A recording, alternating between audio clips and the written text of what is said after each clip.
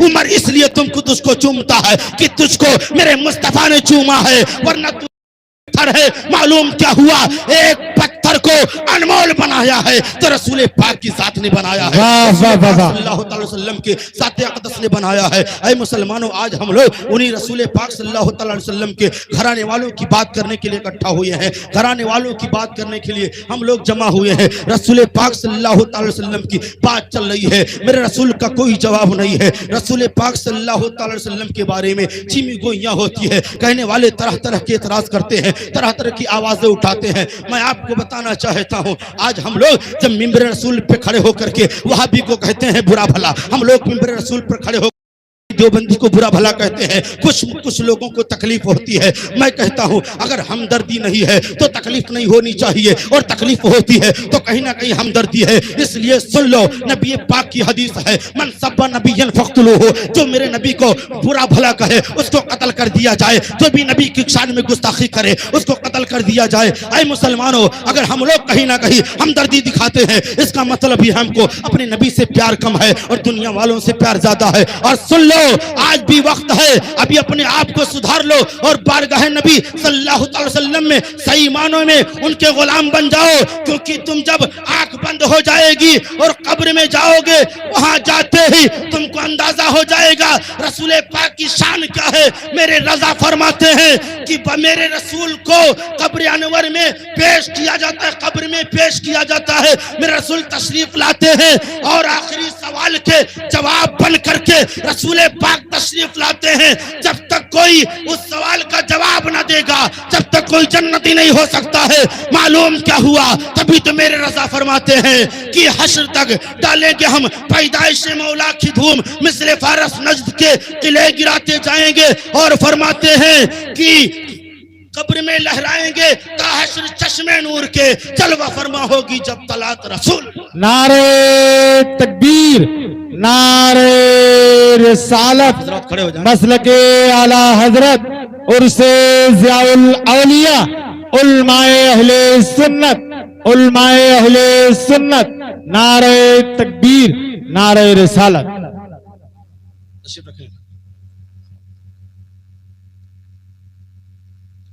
قبر میں لہرائیں گے تا حشر چشم نور کے، جلوہ فرما ہوگی جب طلعت رسول اللہ کی۔ سرکار اعلی حضرت رضی اللہ تعالیٰ عنہ اپنے نبی کی بارگاہ میں نغمہ سرا ہے، عرض کرتے ہیں کہ قبر میں لہرائیں گے تا حشر چشم نور کے، جلوہ فرما ہوگی جب طلعت رسول اللہ کی۔ مسلمانوں، اور رسول پاک صلی اللہ علیہ وسلم کی شان ہے۔ میں عرض کر رہا تھا کچھ لوگوں کو ہمدردی ہوتی ہے، ایک سیدھا سادھا مسلمان اٹھ کر کے کھڑا ہوتا ہے، میں دیکھنے میں تو بظاہر مسلمان دکھ رہا تھا، مسلمان لگ رہا تھا، لیکن اندر سے معاملہ کیا تھا اس کی سچائی ظاہر ہونے کی بات پتہ چلی ہے۔ اس نے سوال کیا اور کہا ایک بات سمجھ میں نہیں آتی ہے، جس اسٹیج پہ دیکھو سنی وہابی کا نام لیا جاتا ہے، آخر سنی وہابی میں فرق کیا ہے؟ آخر جب دونوں لوگ ایک طرح نظر آتے ہیں، دونوں کی باتیں ایک طرح نظر آتی ہیں، تو کیوں لوگوں کو بہکایا جاتا ہے؟ میں کہتا ہوں کہ بہکایا نہیں جاتا ہے۔ میں آپ کو ایک مثال دے کر کے سمجھانا چاہتا ہوں۔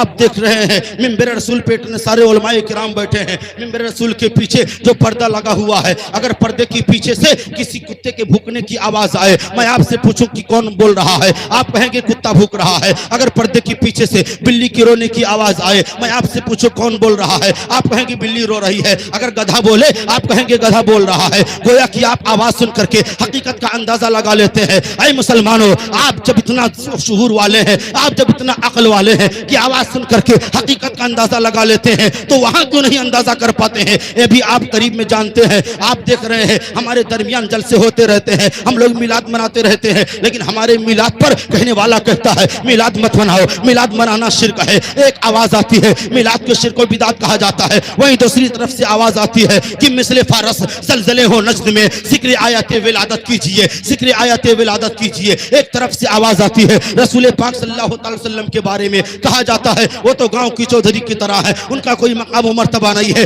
دوسری طرف سے آواز آتی ہے اللہ کی سرتابہ قدم شان ہے یہ انسان ہی انسان، وہ انسان ہے یہ، قرآن تو ایمان بتاتا ہے انہیں، ایمان یہ کہتا ہے میری جان ہے یہ۔ ایک طرف سے آواز آتی ہے نبی کسی چیز کے مالک و مختار نہیں ہے، ان سے کچھ نہ مانگو۔ دوسری طرف سے آواز آتی ہے نبی مختار کل ہے، جس کو جو چاہے عطا کر دے، زمین کو آسمان کر دے، سریا کو سرا کرتے ہیں. کون دیتا ہے دینے کو منہ چاہیے, دینے والا ہے سچا ہمارا نبی. ایک طرف سے آواز آتی ہے رسول پاک صلی اللہ علیہ وسلم کے بارے میں کہ کہیں کل علم غیب, کہیں بعض علم غیب کو مانو باقی کل علم غیب کو مت مانو. وہیں دوسری طرف سے آواز آتی ہے اور کوئی غیب کیا تم سے نہا ہو بھلا, جب نہ خدا ہی چھپاتے پہ کروڑوں. سبحان اللہ, سبحان اللہ. کہ ایک طرف سے ایک آواز آتی ہے جس میں رسول پاک صلی اللہ علیہ وسلم کے شان میں توہین ہو رہی ہے, دوسری طرف سے آواز آتی ہے نبی کی تعریف ہو رہی ہے. تو جب آپ کتے اور بلی کی آواز سن کر کے حقیقت تک پہنچ جاتے ہیں تو آپ کو یہاں بھی آواز سن کر کے حقیقت تک پہنچ جانا چاہیے کہ ایک طرف سے گستاخ رسول بول رہا ہے,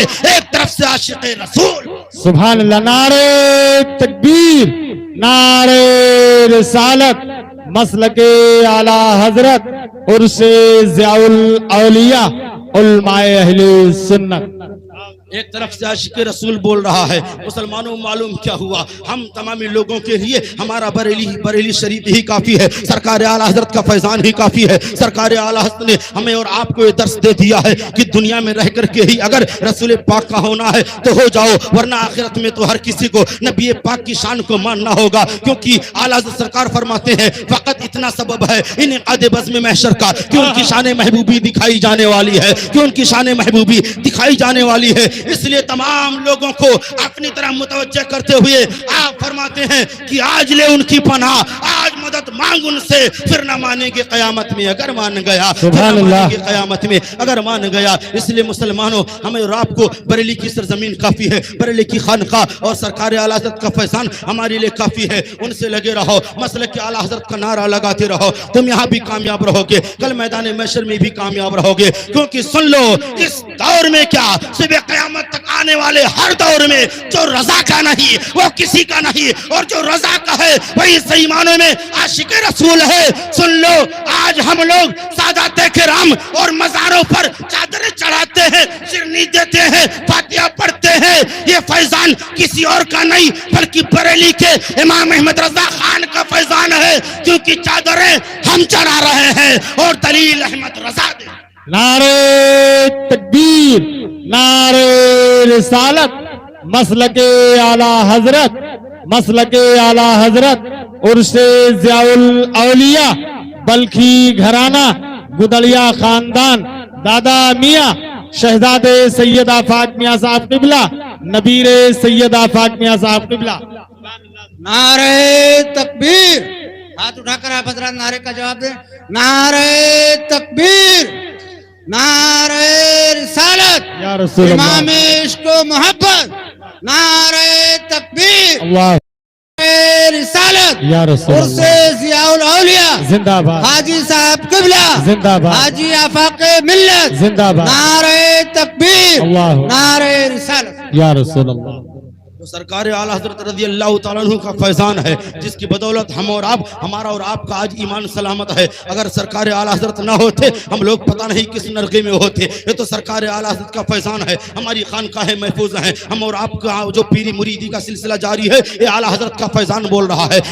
مزاروں کی چادریں محفوظ ہیں, سرکار اعلی حضرت کا فیضان بول رہا ہے. مزار پاک پر پھول پیش کیے جاتے ہیں, سرکار اعلی حضرت کا فیضان بول رہا ہے. کیونکہ مسلمانوں امام احمد رضا خان نے دلیل پیش کی ہے, امام احمد رضا خان نے مزاروں پر چادر چڑھانا چاہیے, اس کا ثبوت احمد رضا نے دیا ہے. پھول پیش کرنا چاہیے, احمد رضا نے ثبوت دیا ہے. پیری مریدی کا سلسلہ قائم رہتا ہے اور ان سے بیعت ہونا چاہیے, ثبوت کے طور پر احمد رضا نے پیش کیا ہے اور خود بھی بیعت ہوئے ہیں. سادات کرام کی عظمت کو اگر ہمارے درمیان کسی نے صحیح معنوں میں پیش کیا ہے تو اعلیٰ حضرت سرکار نے پیش کیا ہے. تبھی تو آپ اپنی جب استغاثہ پیش کرتے تھے رب کی بارگاہ میں تو کہتے تھے حب اہل بیت دے آل محمد کے لیے کر شہید عشق حمزہ پیشوا کے واسطے.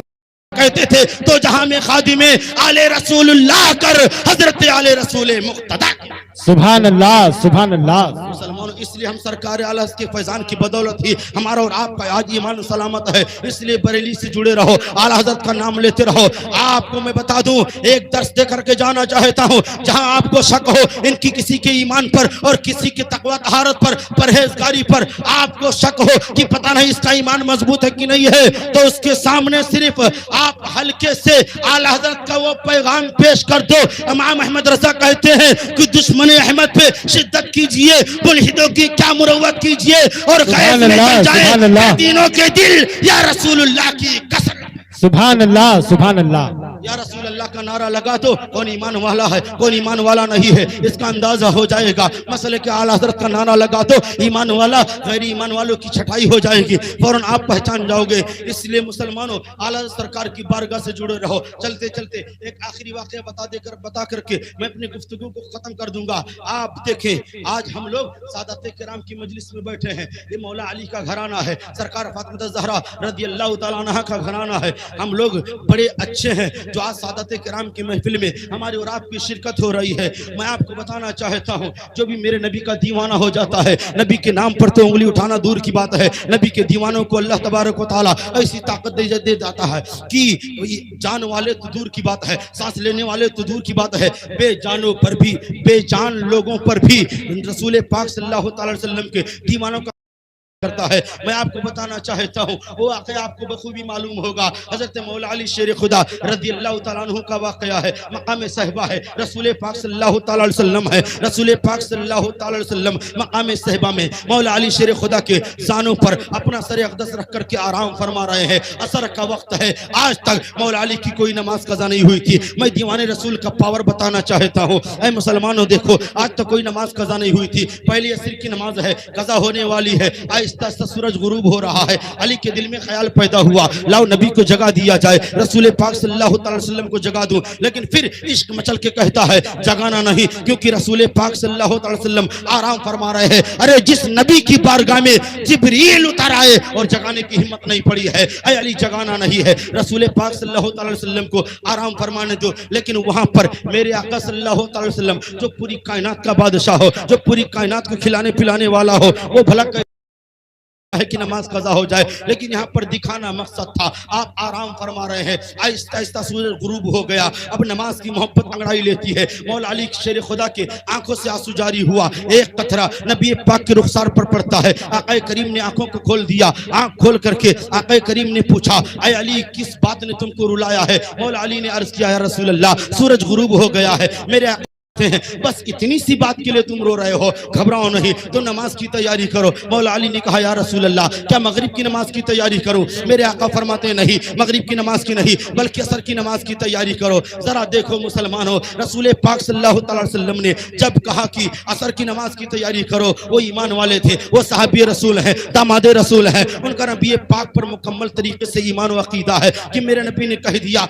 असर की तैयारी करो, तो नबी की जबान कभी टल नहीं सकती है। असर की तैयारी की जाए। मौला अली ने असर की नमाज की तैयारी की, मुसल्ला बिछाया और खड़े हो गए। खड़े होकर के अब आप रसूल पाक सल्लल्लाहु अलैहि वसल्लम के चेहरे की तरफ देखते हैं, जैसे चेहरे की तरफ देखा मेरे नबी ने पश्चिम की जानिब नजर किया। नजर करना था कि सूरज फिर से जो डूबा था वापस आने लगा और आकर के ठीक असर के वक्त में आकर के रुक गया। रुकना था कि मौला अली शेर खुदा ने नमाज पढ़ना शुरू कर दिया। अब नमाज पढ़ रहे हैं, आहिस्ता आहिस्ता आहिस्ता आहिस्ता नमाज पढ़ रहे हैं। ऐ मुसलमानों जरा देखो, अभी तक तो जब अली नमाज पढ़ते थे तो कुछ मिनटों में नमाज मुकम्मल हो जाती थी, लेकिन आज अली नमाज पढ़ते हैं बहुत इत्मीनान से पढ़ रहे हैं। पूछो अली से ऐ अली आज इत्मीनान से क्यों पढ़ रहे हो? तो इश्क जवाब देता है कि पहले जो सूरज गुरूब होता था वो मशीयत से गुरूब होता था, आज सूरज फिर से निकला है,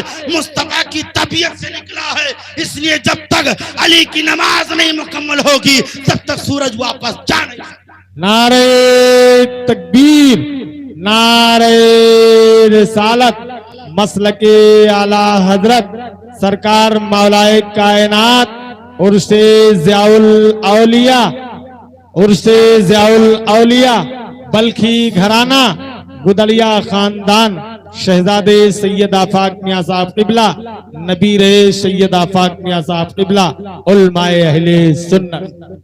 तभी तो सरकार आला हजरत रज़ी अल्लाह तआला अन्हु इरशाद फरमाते हैं कि सूरज उल्टे पांव पलटे, चांद इशारे से हो चाक, अंधे नजदी देख ले कुदरत रसूलुल्लाह की, अंधे नजदी देख ले कुदरत रसूलुल्लाह की। सूरज को पलटाया मेरे मुस्तफा ने है, और सूरज जब गुरूब हुआ है तो अली की नमाज मुकम्मल होने के बाद गुरूब हुआ है। मालूम क्या हुआ कि जो नबी का दीवाना हो जाता है उसके लिए जब डूबे हुए सूरज को पलटाना पड़ता है तो दुनिया की और चीज چیزوں کی کیا بات ہے. اس لیے صحیح معنوں میں رسول پاک کے چاہنے والے ہو جاؤ اور مسلک اعلیٰ حضرت کا نعرہ لگاتے رہو, تم یہاں بھی کامیاب رہو گے اور کل میدان محشر میں بھی کامیاب رہو گے. کہنے والے نے کہا, سرکار اعلیٰ فرماتے ہیں آج لے ان کی پناہ, آج مدد مانگ ان سے, پھر نہ مانے گی قیامت میں اگر مان گیا. اور عاشق رسول کہتا ہے اور سرکار اعلیٰ حضرت رضی اللہ تعالیٰ عنہ کے در کا فدائی کہتا ہے کہ وادی رضا کی کوہ ہمالا رضا کا ہے, سمت دیکھئے وہ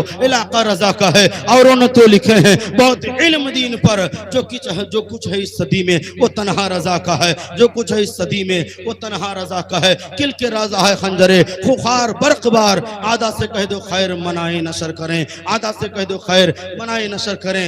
ابھی تک جب سے مجمع شروع ہوا اس مجمع میں مسلک اعلیٰ حضرت کا نعرہ بلند ہونا چاہیے تھا, نہیں ہوا. ایک مرتبہ میرے ساتھ نعرہ لگا لیں, نعرہ تکبیر, نعرہ رسالت, یا رسول اللہ, نعرہ رسالت, یا رسول اللہ, سادات کرام زندہ باد, سادات کرام, زندہ باد, مسلک اعلیٰ حضرت, زندہ باد, مسلک اعلیٰ حضرت, زندہ باد, فیضان اعلیٰ حضرت, زندہ باد, فیضان اعلیٰ حضرت, زندہ باد, علماء اہل سنت, زندہ باد, علماء اہل سنت, نعرہ تکبیر, اللہ اکبر, نعرہ رسالت. یا رسول